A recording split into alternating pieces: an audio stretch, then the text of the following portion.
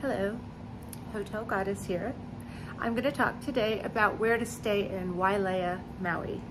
And where I'm going to be staying in this coming trip is two hotels.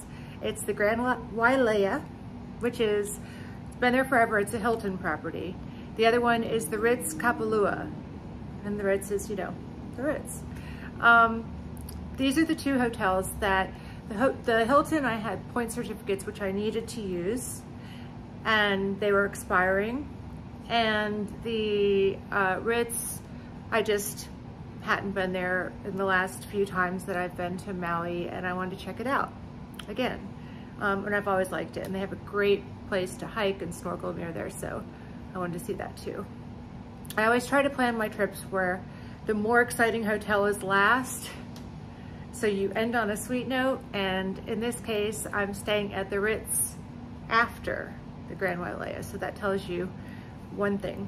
So I've reached out to the Grand Wailea, and I've asked them about whether they upgrade diamonds for free, which is something that they're supposed to do, and a bunch of other questions, but that's the number one thing that anyone who talks to me about where their loyalty status should be in a hotel is they want to know if they get upgraded with this hotel or not.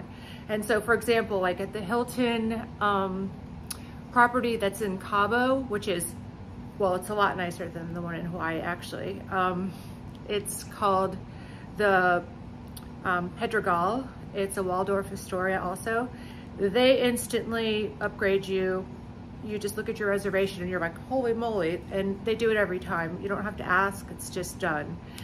So that's interesting. In Wailea, the last time I went, and the time, usually I've always ended up being upgraded to some, like a ocean view room or something complimentary. But when I asked this time, I was expecting the person who were back to say yes, and they said, if you use your nights or certificate, you don't get upgraded. And I'm like, okay, so we're loyal to Hilton because we are using our nights and certificates that we earned by spending money or something, right? They didn't just give them to us for no reason. And they are not upgrading if you use them. Now, interesting, think about this. Most hotels, I would say, you want to get your loyal guests and you want them to use maybe a couple of their free nights, then you want them to pay for several nights, right? That's kind of how I would think the game is played, I don't know.